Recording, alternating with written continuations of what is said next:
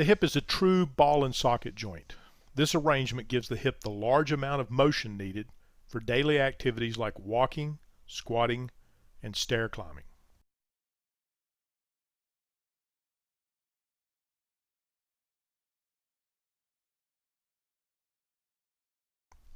Understanding how the different layers of the hip are arranged and connected can help you understand how the hip works, how it can be injured, and how challenging recovery can be when this joint is injured or damaged by arthritis. The deepest layer of the hip includes the bones and the joints. The next layer is made up of the ligaments of the joint capsule. And finally, these ligaments are covered by the important tendons and the muscles that help move the leg. The important structures of the hip can be divided into several categories. These include bones and joints, ligaments and tendons, muscles, nerves, blood vessels, and bursa.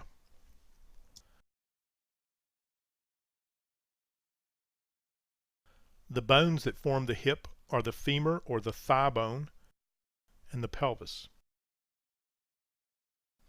The top end of the femur is shaped like a ball. This ball is called the femoral head. The femoral head fits into a round socket on the side of the pelvis. This socket is called the acetabulum. The femoral head is attached to the rest of the femur by a short section of bone called the femoral neck. A large bump juts outward from the top of the femur next to the femoral neck. This bump, called the greater trochanter, can be felt along the side of your hip. Large and important muscles connect to the greater trochanter. Articular cartilage is the material that covers the ends of the bones of any joint. Articular cartilage is about 1/4 of an inch thick in the large weight-bearing joints like the hip. Articular cartilage is white and shiny and has a rubbery consistency. It is slippery, which allows the joint surfaces to slide against one another without causing any damage. The function of articular cartilage is to absorb shock and provide an extremely smooth surface to make motion easier. We have articular cartilage essentially everywhere that two bony surfaces move against one another or articulate. In the hip, articular cartilage covers the end of the femur and the socket portion of the acetabulum in the pelvis. The cartilage is especially thick in the upper and back part of the socket, as this is where most of the force occurs during walking and running. Ligaments are soft tissue structures that connect bones to bones.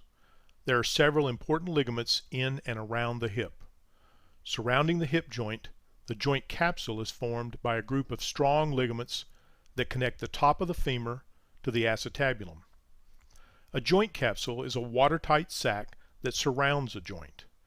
These ligaments of the joint capsule are the main source of stability for the hip. They help hold the femoral head in place in the acetabulum or socket.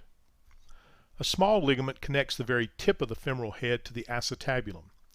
This ligament, called the ligamentum teres, doesn't play a role in controlling hip movement like the main hip ligaments. It does, however, have a small artery within the ligament that brings a very small blood supply to part of the femoral head.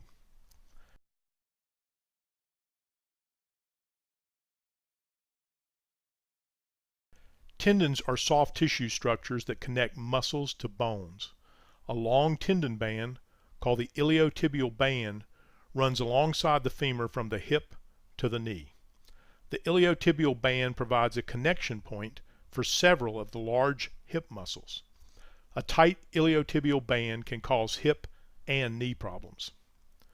A special type of ligament forms a unique structure inside the hip called the labrum. The labrum is attached almost completely around the edge of the acetabulum.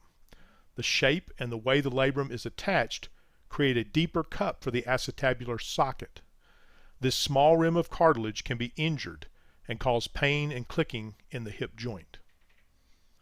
The hip is surrounded by large, thick muscles. 3 gluteal muscles, the gluteus minimus, gluteus medius, and gluteus maximus, make up the muscles of the buttock on the back of the hip. These muscles extend or pull the thigh backwards and abduct or pull the thigh away from the other leg. These muscles are also important for keeping the pelvis level as we shift the weight from one leg to the other during walking. The inner thigh is formed by the adductor muscles. The main action of the adductors is to pull the leg inward toward the other leg. The muscles that flex the hip or pull the thigh forward are in front of the hip joint. These include the iliopsoas and the rectus femoris. The iliopsoas muscle is a very deep muscle that begins attached to the lower spine. It travels out of the pelvis to connect on the inside edge of the upper femur. The rectus femoris is one of the quadriceps muscles, the large group of muscles on the front of the thigh. There's also a small, thin, strap-like muscle called the sartorius muscle that runs from the pelvis across the knee and connects to the upper tibia just below the knee joint. Several small muscles travel from inside the pelvis across the back of the hip joint and attach to the back of the upper femur. These muscles help to stabilize the hip joint and rotate the leg outwards. Together as a group, these muscles are called the external rotators of the hip. Finally, the hamstring muscles run down the back of the thigh.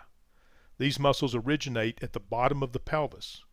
Because the hamstring muscles cross the back of the hip joint on their way to the knee, they help to extend the hip, pulling it backwards. All of the nerves that travel down the thigh pass by the hip.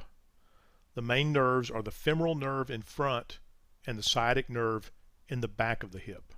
A smaller nerve, called the obturator nerve, also goes to the inside of the hip. These nerves carry the signals from the brain to the muscles that move the hip. The nerves also carry signals back to the brain about sensations such as touch, pain, and temperature. Traveling along with the nerves are the large vessels that supply the lower limb with blood. The large femoral artery begins deep within the pelvis. It passes by the front of the hip area and goes down toward the inner edge of the knee.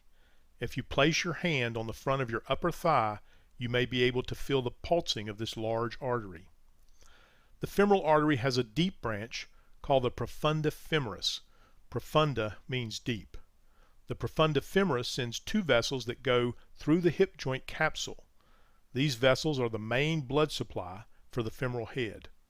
As mentioned earlier, the ligamentum teres contains a small blood vessel that gives a very small supply of blood to the top of the femoral head. Other small vessels form within the pelvis and supply the back portion of the buttocks and hip. Where friction occurs between muscles, tendons, and bones, there is usually a structure called a bursa. A bursa is a thin sac of tissue that contains fluid to lubricate the area and reduce friction. The bursa is a normal structure that is produced by the body in response to friction between two structures.